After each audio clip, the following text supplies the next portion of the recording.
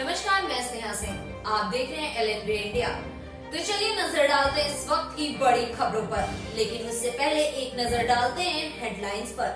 महाराष्ट्र में एक दिन में 112 पुलिसकर्मी कोरोना पॉजिटिव मिले, 2 जवानों ने तोड़ा दम। राजस्थान में पिछले 24 घंटे में 694 नए कोरोना केस आए सामने। ओडिशा में बीते 24 घंटे में 2239 नए कोरोना केस मिले हैं। देश में 27 लाख के पार पहुंचे कोरोना के मामले।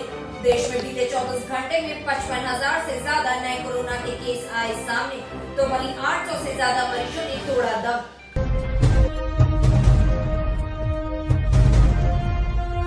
चलिए अब नजर डालते हैं इस वक्त की बड़ी खबरों पर। केंद्रीय गृह मंत्री अमित शाह की एक बार फिर तबीयत बिगड़ गई है। उन्हें दिल्ली के एम्स अस्पताल में भर्ती कराया गया है। गृह मंत्री ने हाल ही में कोरोना वायरस जैसी भीषण जानलेवा और घातक बीमारी को मात भी दी है।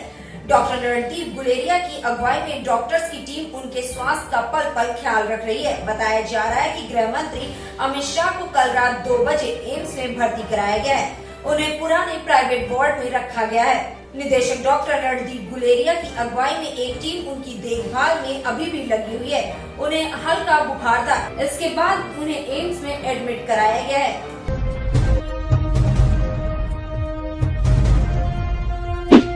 गोवा के राज्यपाल सत्यपाल मलिक को अब मेघालय का राज्यपाल नियुक्त किया गया है।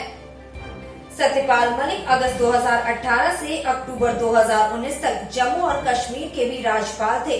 राष्ट्रपति रामनाथ कोविंद ने 25 अक्टूबर को जम्मू कश्मीर से ट्रांसफर कर उन्हें गोवा का राज्यपाल नियुक्त किया था।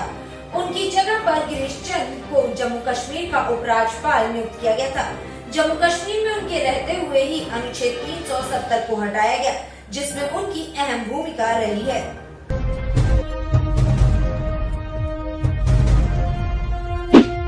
एक तरफ तो देश में चीन के माल का बहिष्कार किया जा रहा है, तो वहीं दूसरी तरफ एक बड़ी खबर सामने आ रही है। दरअसल खबर ये सामने आ रही है कि ICICI बैंक की हिस्सेदारी एक बार फिर चीन के बैंक ने खरीद ली है। बता दें कि इससे पहले चीन के बैंक ने HDFC में भी अपनी हिस्सेदारी बढ़ाई थी।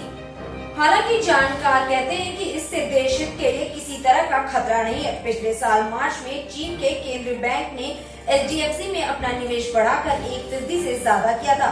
तब इस पर काफी हंगामा भी हुआ था।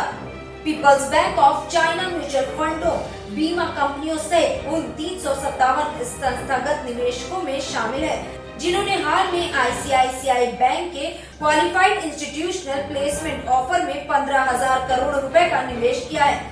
ICICI बैंक ने पूंजी जुटाने के लिए संस्थागत निवेशकों से पैसा जुटाने के लिए कोशिश की थी और पिछले हफ्ते ही उसका टारगेट पूरा हो गया।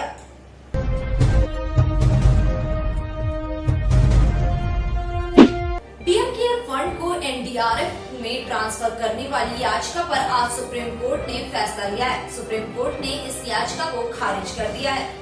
सुप्रीम कोर्ट ने अपने फैसले में कहा है कि पीएम केयर फंड का पैसा NDRF में ट्रांसफर करने की जरूरत नहीं है। कोर्ट ने कहा कि पीएम केयर फंड और NDRF 2 अलग अलग फंड है, इसलिए कोई भी व्यक्ति या संस्था दोनों जगह दान कर सकता है। बता दें कि पीएम केयर फंड एक चैरिटेबल ट्रस्ट की भूमिका में है। एक जनहित याचिका में पीएम केयर फंड के गठन को चुनौती दी गई थी। पीएम केयर फंड के मुखिया प्रधानमंत्री हैं और सरकार इसका संचालन करती है।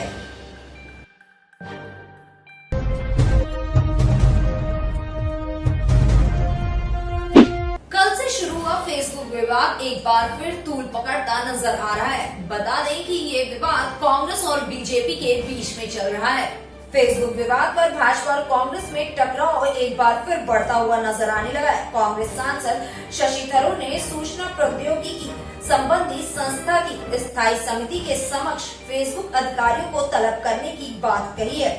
शशि थरूर इस समिति के अध्यक्ष हैं। भाजपा ने थरूर के बयान पर कहा है कि समिति अपने सदस्यों से विचार विमर्श करने के बाद ही कोई फैसला कर सकती है। थरूर ने ट्वीट कर कहा कि संसद की स्थायी समिति निश्चित रूप से इन रिपोर्टों के बारे में फेसबुक का जवाब जानना चाहती है।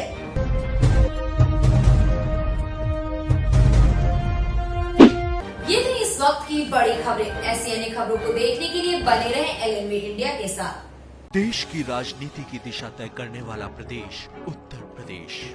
यहाँ की हर छोटी बड़ी खबर से आपको कराएंगे रूबरू।